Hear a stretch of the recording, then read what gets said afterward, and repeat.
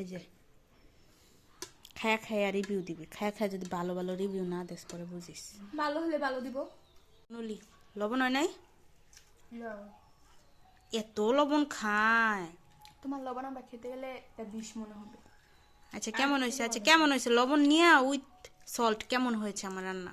মজা হয়েছে অনেক। মজা হয়েছে সিরিয়াসলি? সিরিয়াসলি। এই রোস্ট ভালো হয়েছে? একই তো গ্রেভি। আর আপনার কাছে রোস্ট মজা হয়েছে। ডিম? যে যে খাইতে চান যার যার বাসায় রান্না করে খান। হট মেসেজ, কি সুন্দর মেসেজ দিয়া দিল।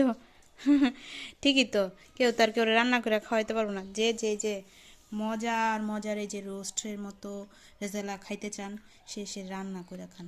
আর রেসিপি লাগলে শুধু কমেন্ট করে দিন, আমি একটু খাইয়া দেখি কেমন হয়েছে। গ্রেভিটা খুব সুন্দর হয়েছে। নিজের রান্না মজা না বলে আসলে কিছু করার নেই।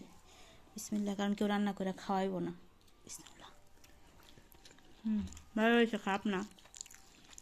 আমি আস্তে আস্তে পাকা রাঁধুনি হয়ে যাচ্ছি, নিজেকে নিজেই কমপ্লিমেন্ট করি। সমস্যা কি নাকি? আর সবচেয়ে মেন কথা হলো পোলাপাইন মুরগি পছন্দ করে, তো এই কারণে মুরগি যেমনি রান্না করে দাও মজা নাকি, এটা হলো সবচেয়ে বড় কথা। হ্যাঁ, কারণ ওরা গরু গোস্ত পছন্দ করে না, মুরগি গোস্ত পছন্দ করে। এই জন্য এটা রোস্ট সিস্টেম করে দাও বা তরকারি রান্না করো, যেটাই করো ওইটাই ওর কাছে ভালো লাগে। তরকারিও ভালো লাগে, আর রোস্ট করলে তো কোনো কথাই নেই।